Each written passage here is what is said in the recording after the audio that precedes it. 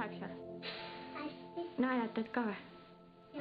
I wasn't always scared of public speaking. No räägi üks luuletus. Tänan kõikide emade taevas säramas aitäh.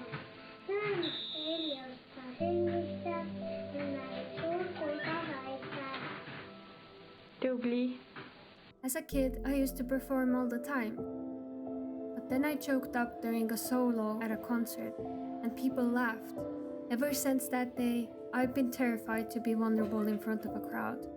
I have tried public speaking courses, and I even gave a speech at my university graduation ceremony to get over my fear. But no matter what I do, I still go back to being that little me who feels like they are not good enough anymore.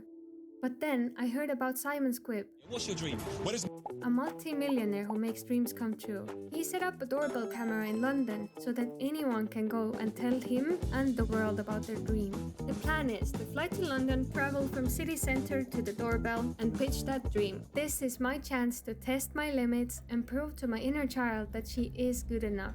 There's only one problem. I am terrified of traveling alone, and especially at night in a big city like London. People made it quite clear to me that London is not safe. Every hour in London, around 30 violent crimes and 13 phone thefts are recorded. But whoops, I bought the tickets and I'm on my way.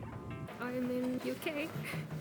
This is my first time out of Europe. This is my first travel alone. As I don't have money for accommodation, I thought that my safest option is to spend the night at the airport.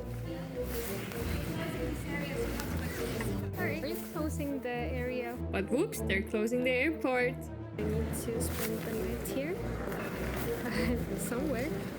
At this point, I haven't slept in over 25 hours, but now the only area open overnight had no seats, and I don't have warm clothes with me. It was just too cold to get any sleep whatsoever. I'm not off to a great start. I could go straight to the doorbell and come back, but the problem is that everything near the doorbell is closed at night. And not only will I have no place to warm up, I don't know how to navigate this city, and I'm broke, freezing, and without internet. So if anything happens there, I am in big trouble. So I need a new plan. Even though I'm scared, the best option is go to the city center to find somewhere warmer to wait until morning. Hey, sorry to bother you. Are you locals? Yeah, we're not from around here, but we are local, yeah. I need to get to the city. I was wondering what's the cheapest way to get to London and back?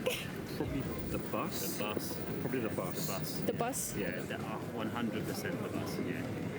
Okay. I just saw the Bolt and like Uber prices and I was... Yeah, there it is. No.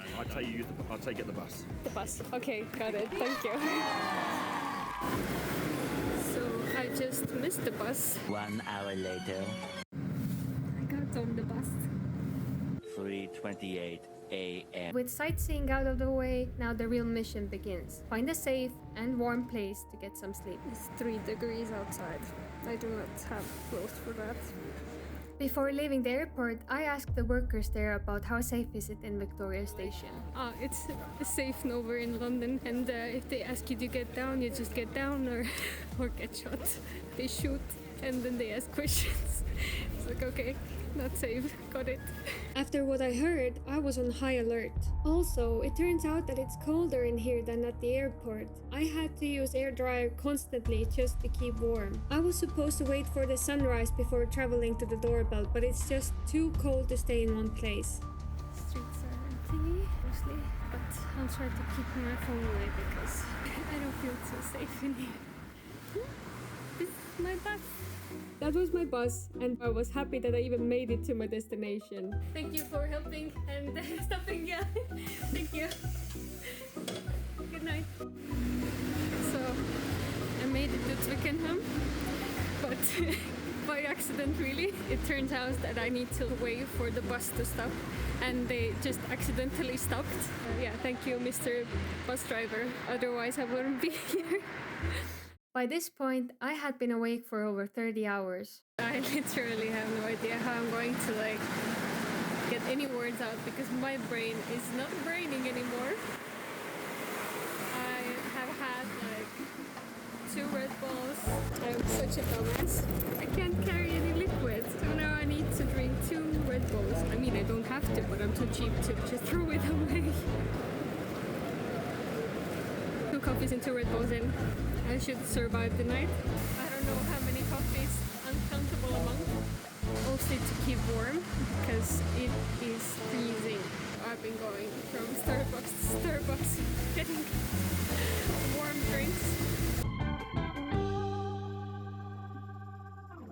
I am used to diffusing situations with humor, but in reality I was terrified. And the worst part was that because of how the night went, I didn't get to rest or use the time to practice the pitch I flew 2,000 kilometers for. It made me hesitate, wondering if all of this is even worth it. I procrastinated going to the doorbell, but I can't sit here forever if I don't want to miss my flight back home. It's time for the pitch.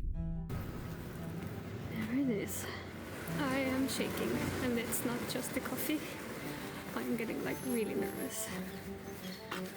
I just feel like I'm gonna freeze up. But somehow I got to do it. But when I saw the doorbell, I panicked. I fled to the other side of the parking lot to rethink what I'm going to say. The rules for the pitch are that I need to ring the doorbell, wait 5 seconds, and then deliver exactly 1 minute pitch of my dream. I'm feeling very anxious. No matter how hard I try, I just can't fit it into 1 minute. It's stressing me out. I doubted every single word of my pitch. I wasn't able to get even a single full sentence out of my mouth. The pressure makes it worse. Rehearsing makes it worse. Thinking about it makes it worse. I had been shivering in that parking lot for almost 2 hours, and I was running out of time. The only thing left to try was to get my blood flowing again, empty my mind, and accept that I will never feel ready for this, so I might as well do it now. And there it was, the scariest doorbell ever. Every sound was so distracting that it made me freeze up again. I was shivering all over my body, and it felt like I stood there forever before I was finally able to push the button.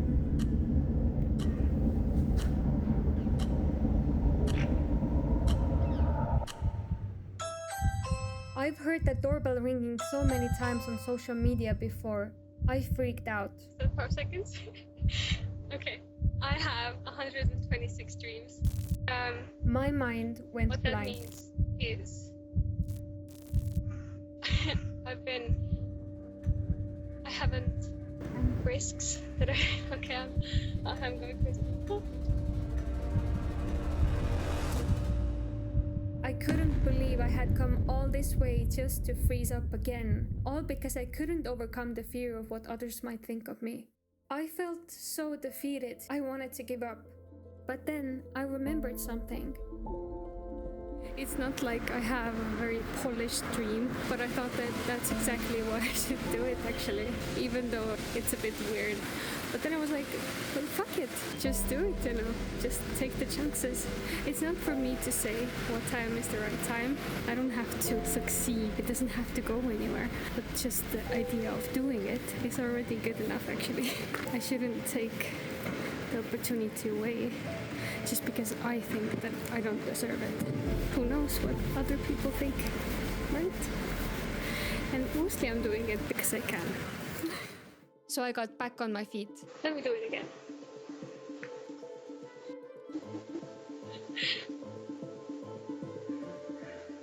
Okay. I failed the second time too, but I tried again. Hi Simon, I have 126 dreams and I want to make fulfilling those dreams my full-time job as a content creator. And I know that if I pursue those dreams, tell the stories and show how I'm doing them despite being afraid, despite not being ready, then more people will be inspired to also go after their dreams. And I know it because I've been paralyzed by fear my whole life. I feel like I've been paralyzed by fear my whole life, and I never really pursued my dreams. And it was until I met people who actually took risks and pursued their passions that I understood that they are afraid too. They just do it anyways. That's the reason that I'm here. I quit my job and I came here just to announce to the world that I just started a YouTube channel. It's called Project Murphy. I am so happy that I came here to share it, although I am terrified. I'm doing this for me because I am not ready. I am never ready. Okay, I did it. I actually did it. I don't know how well it turned out, and of course I started to cry. But I did it. For most of my life, I've held myself back because I was afraid of rejection. We've all been hurt before, and it's terrifying to try again. But I promise you, if you stop focusing on winning and start focusing on being brave enough to show up, even when you're not ready, there is no way for you to lose. Because by putting yourself out there, regardless of the outcome, you gain the biggest ally you'll ever have, yourself.